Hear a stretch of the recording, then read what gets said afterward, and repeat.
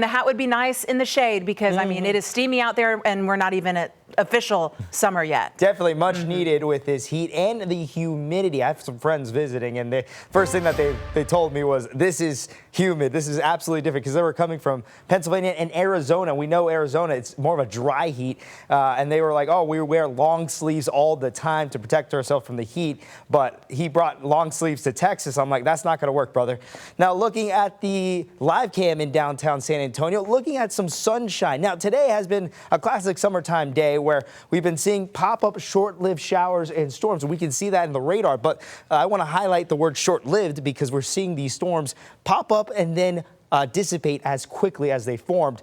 Now, looking at the current temperature right now, 88 degrees, but with this humidity, it feels like 98 degrees. And looking at the radar, we could see those storms popping up and then dissipating. And it's actually, for much of south central Texas, looking mainly dry. We do have an occasional sprinkle or two in the hill country and out towards the west as well. Can't rule out another storm popping up in the next couple of hours, but I do think that they will dissipate after sunset when the temperatures go down. Now, before I get to the temperatures, I want to show you the humidity. It's one of the reasons why these storms are popping up. We can see the humidity being brought in from winds coming in from the south. This is tropical moisture. That's why it's feeling very muggy outside. Temperatures into the upper 80s right now, but with this humidity, it feels way warmer than that. So for tonight's weather, I'd say after sunset, expect drier conditions. Obviously, it's been mainly dry for most people, but for the chances of pop-up storms, I think those chances will go down dramatically after sunset. Now, we do have a low chance of tropical development off of the coast,